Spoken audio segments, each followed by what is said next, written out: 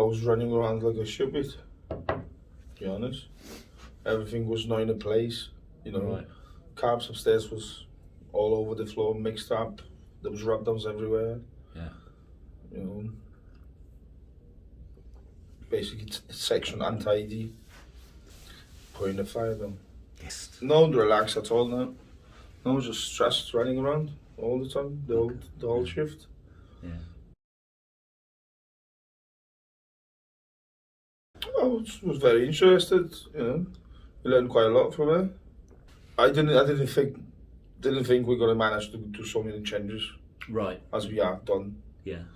I thought it's just gonna be, you know, a couple of weeks course, and then everyone's gonna go down the hill back where it was. Back to normal.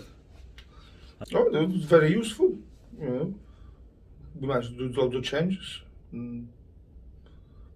Learn quite a lot to using the cards and all. Yeah. You know, when they need it.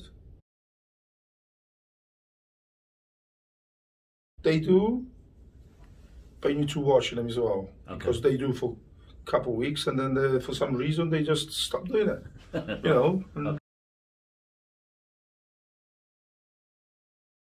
basically standing on a section and make sure the product's flowing and solving the problems and all that.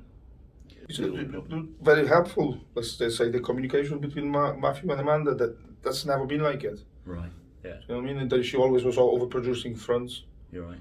They run out the caps upstairs. She was still spinning that color, so she have to rush, change that over.